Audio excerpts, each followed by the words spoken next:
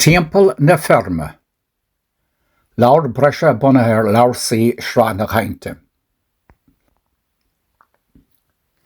Tá uncle ag na leanaí, fear is é. Tá na leanaí ag dul go dtí a gach inniu le daddy agus mommy. Feach, tá siad ag dul isteach sa char inis. Bhí an lá go bra, bhí crín agus páirceanna gach taobh den bhóthar. Bhí na leanaí ag caint agus ag féacant amach gach rud. Bhí bosca bia sa char acu. Stop daddy an car.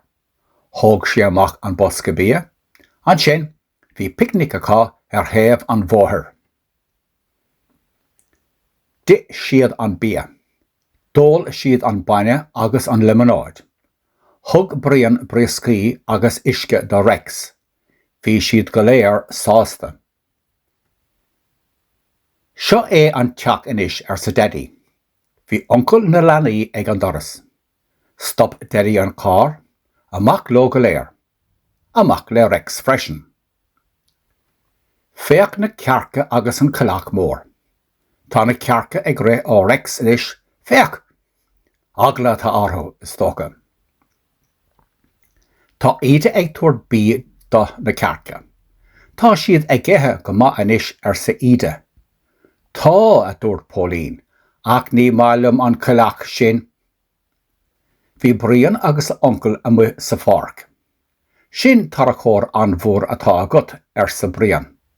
Se a dúirt a uncle, agus ceann anmha is se é freisin.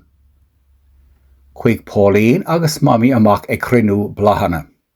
Chonaic siad taramh istigh I barc. Ná teag isteach sa pharc sin inniu sa mommy le Pauline. Cá bhfuil tú ag dul inniu sa brian lena uncle lá? Sós an canuc sa a uncle, tá chéirí agam ann. Rach mise sós leat a dúirt brian. Dimig brian agus a uncle sós an canuc.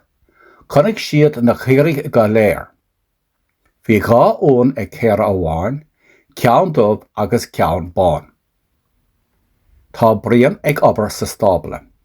Tá sé chur féir sa bhain séir. Tá an capal ama sa pharc sa daddy. Tuairimid isteach inis é. Chuig brian agus daddy amach go dtí an pharc. Sós leat inis sa daddy, agus chuir sé brian sós a rim an chapal. Chonaic Rex conín ama sa pharc lá. Ri an conín, ri Rex freisin. Ach ní rarig leis bre an conín, chuig an conín sláán. Bhí le beag óg ama sa chlós. Is féidir leis siúl agus seasamh sa ide. Ach ní féidir leis ré a dúirt brian, tá sé ró óg fós. Chuig na leanaí Timpeall Na Feirme, dág siad sláán ag gach ana bhí. Isteach sa char lá an sin, léim Rex isteach freisin, a bhaile lo go léir an sin.